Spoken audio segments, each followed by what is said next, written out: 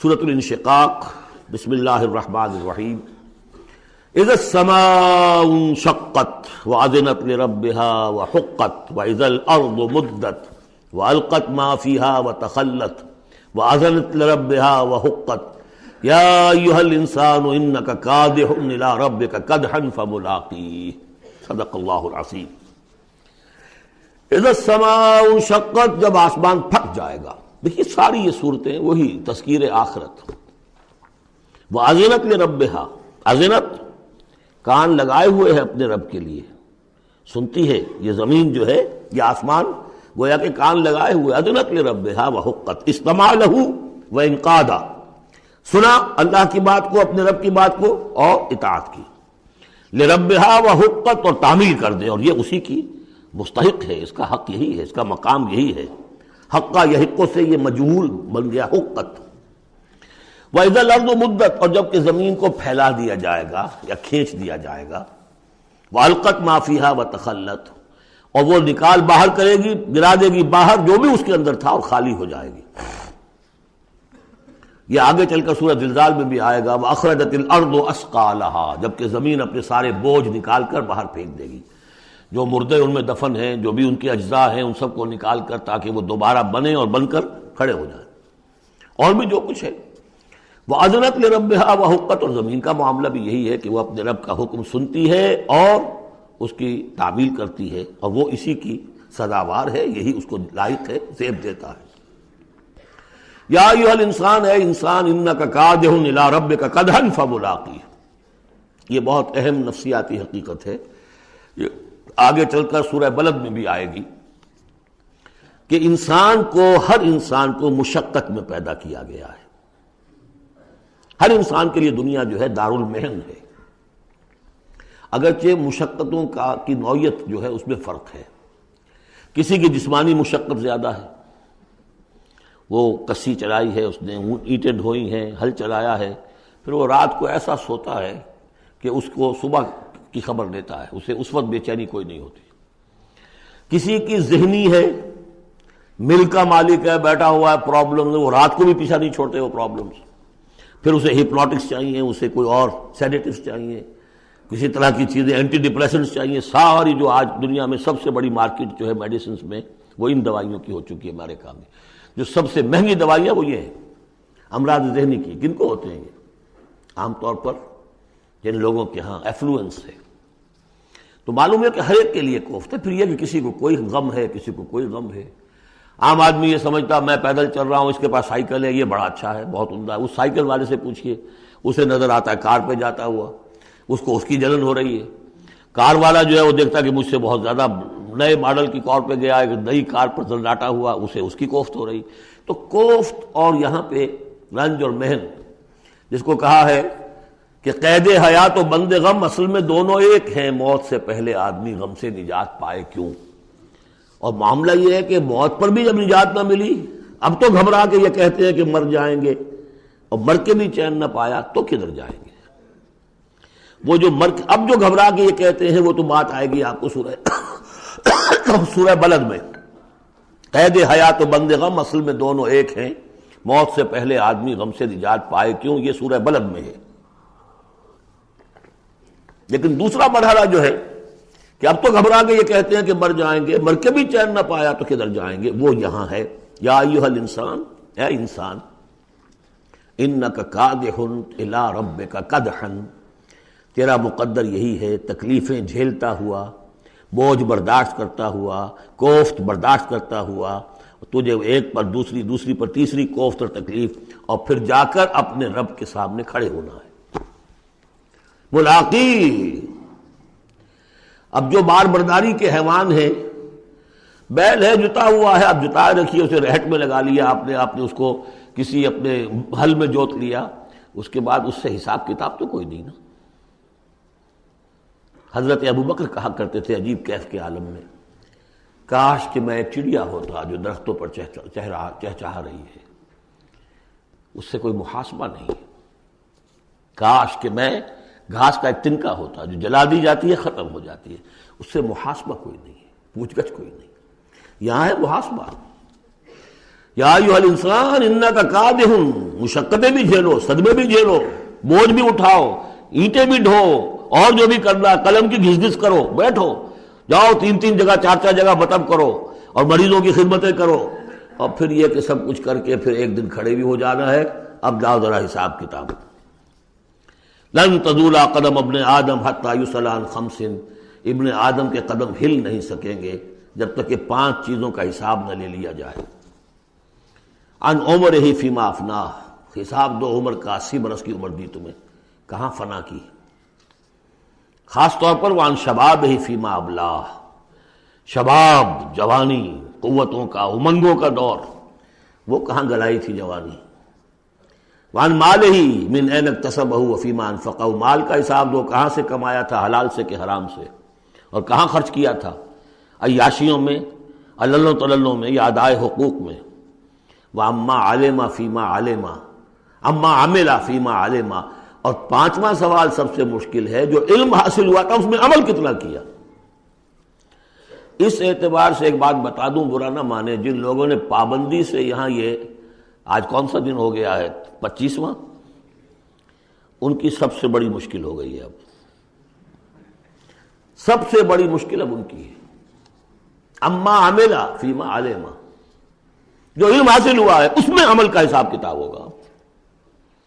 وہ غریب جنہیں موقع ہی نہیں ملا، کبھی کوئی ایسی صورت ہی نہیں بنی کہ ان کے سامنے قرآن کی دعوت آ گئی ہو، ان کے پاس شاید کوئی نہ کوئی عذر ہو، ان کے عذر کا حصہ جائے گا ان پر جن کے ذمہ تھا کہ قرآن کی پہنچایا، نہیں پہنچایا۔ لیکن یہ ہے کہ جن تک یہ بات پہنچ گئی انہیں سمجھ لینا چاہیے کہ بہت سخت ہے معاملہ۔ یا ایھا الانسان انک کادح الی ربک کدحا فملاقیہ فاما من اوتی کتابہ بیمینہ، تو وہ کہ جس کو دی جائے گی کتاب اس کے داہنے ہاتھ میں، فسوف یحاسب حسابا یسیرا، تو اس سے تو لیا جائے گا بہت ہی ہلکا نرم حساب۔ وہ ہلکا اور نرم حساب کیا ہے؟ بخاری اور مسلم دونوں میں حضرت عائشہ سے روایت موجود ہے رضی اللہ تعالی عنہا، ینظر فی کتابہ ویتجاوز عن سیئاتہ واما من نوقش فی الحساب فقد ہلک، یعنی حساب یسیریہ کی کتاب نہ اس کا دیکھ لیا جائے گا بس ایک نظر سے، اور اس کی خطاؤں کو بخش دیا جائے گا، لیکن جس سے مناقشہ ہو گیا، جرا ہو گئی، وہ ہلاک ہو جائے گا۔ حساب یسیر یہ ہے، کوئی مناقشہ نہیں، کوئی جرا نہیں، اللہ تعالیٰ ان سے نرم معاملہ کرے گا۔ وَيَنْقَلِبُ إِلَىٰ أَهْلِهِ مَسْرُورًا، وہ جب واپس آئے گا اس عدالت کے کٹہرے سے تو بڑا خوش و خرم آئے گا اپنے گھر والوں کے پاس کہ جان چھٹی لاکھوں پائے، اللہ تعالیٰ کی رحمت سے، اللہ کی مغفرت سے میرا معاملہ تو سیدھا ہو گیا۔ لیکن اب اس کے برعکس کیا ہے، وَأَمَّا مَنْ أُوتِيَ كِتَابَهُ وَرَاءَ ظَهْرِهِ، اور وہ شخص کہ جس کو دیا جائے گا اس کا اعمال نامہ اس کی پیٹھ کے پیچھے سے، وہ کیوں؟ دینا تو ہے بائیں ہاتھ میں، وہ بائیں ہاتھ پیچھے کر لے گا، میں لینا نہیں چاہتا تو وہاں پکڑا دیں گے، وہ یہاں حاضر ہے۔ وَرَاءَ ظَهْرِهِ فَسَوْفَ يَدْعُو ثُبُورًا، اب وہ موت طلب کرے گا، کسی طرح موت آ جائے، میں ختم ہو جاؤں، میں معدوم ہو جاؤں، میرا وجود نہ رہے۔ وَيَصْلَىٰ سَعِيرًا، لیکن وہ داخل ہوگا جہنم میں۔ إِنَّهُ كَانَ فِي أَهْلِهِ مَسْرُورًا، بہت اہم ہے یہ مقام، وہ اپنے اہل و عیال میں بڑا خوش و خرم رہا ہے زندگی میں، دنیا میں، حرام سے دن بھر کی محنت کر کے۔ دیکھیے ایک بات بتا دوں، اگر آپ اللہ کے دین کا حق ادا نہیں کر رہے تو چاہے 100% حلال سے کما رہے ہیں، حرام کھا رہے ہیں، اس لیے کہ اللہ کے دین کا حق آپ نے ادا نہیں کیا۔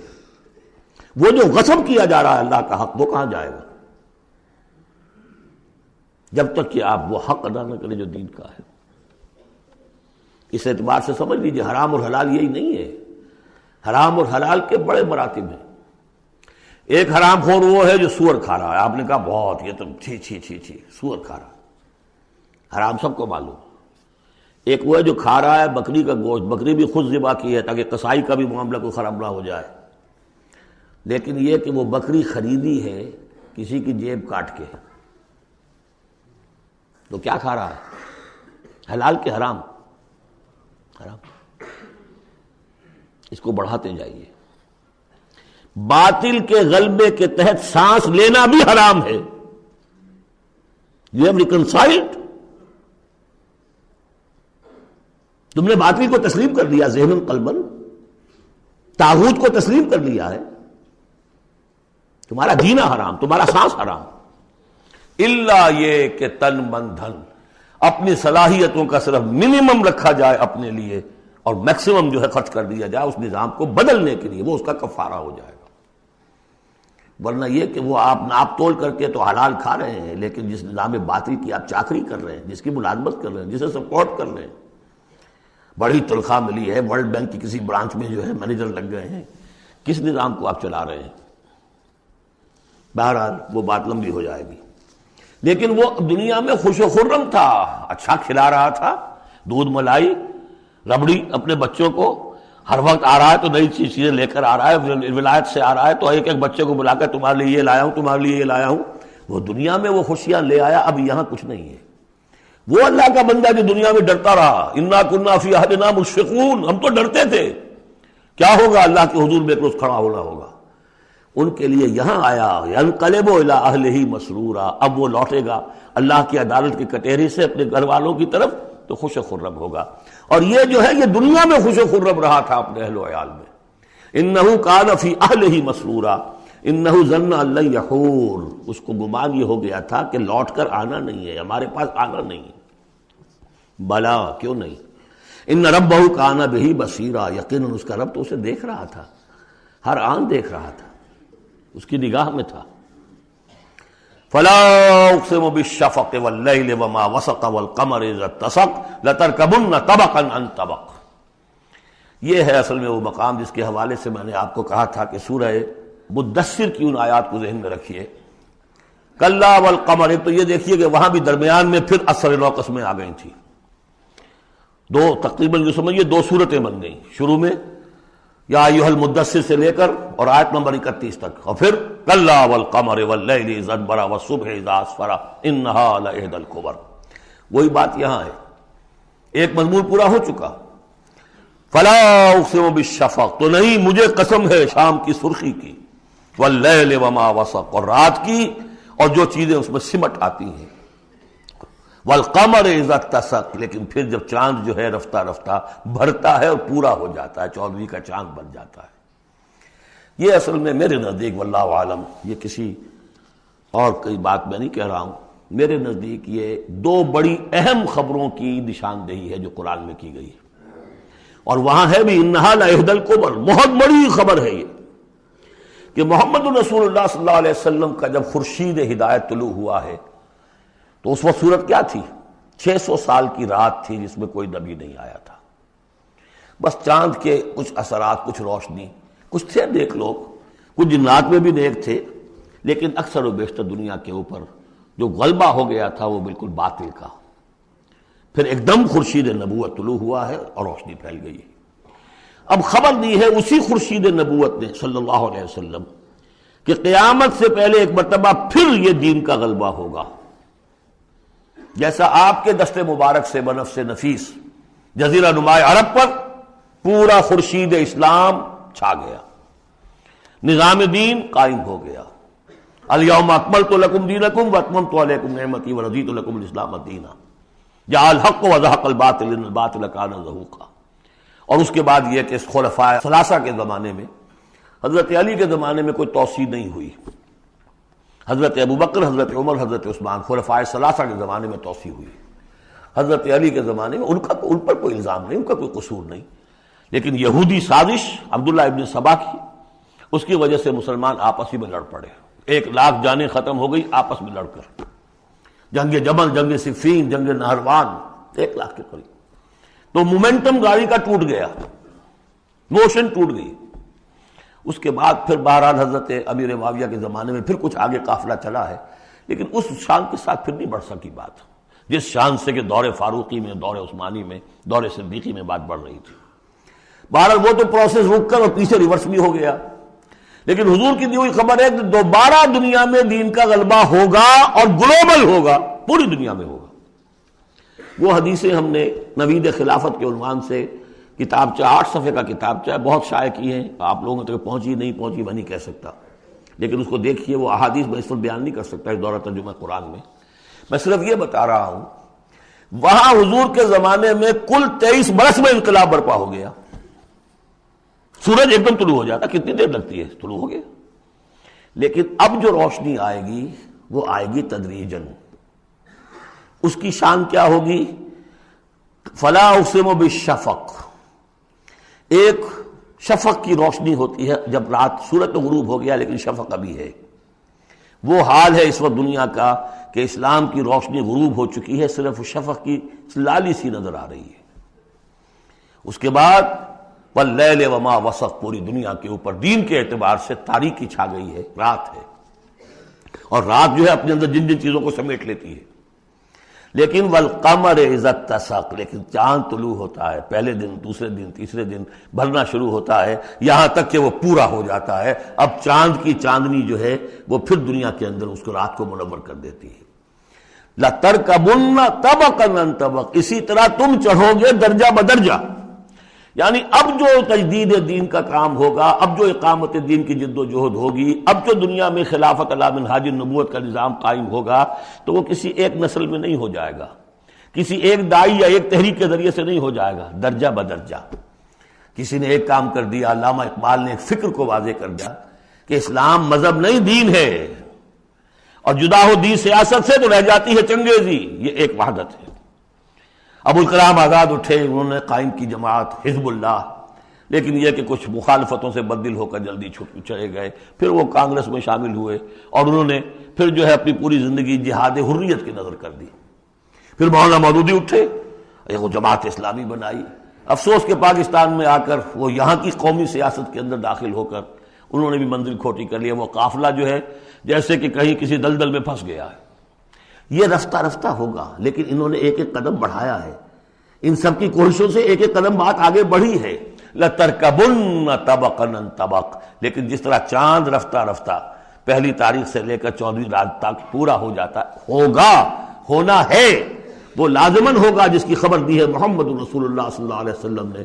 وَهُوَ الصَّادِقُ الْمَصْدُوقُ، ان کی دی ہوئی خبر میں کوئی جھوٹ نہیں ہو سکتا. فلا اقسم بالشفق واللیل وما وسق والقمر اذا اتسق لتركبن طبقا عن طبق فما لهم لا يؤمنون. انہیں کیا ہو گیا ہے؟ ایمان کیوں نہیں لاتے، کیوں نہیں مانتے؟ واذا قرئ عليهم القرآن لا يسجدون، اور جب ان پر قرآن ان پڑھ کر سنایا جاتا ہے کیا ہو گیا انہیں کہ سجدہ نہیں کرتے. سجدہ کر لیجیے.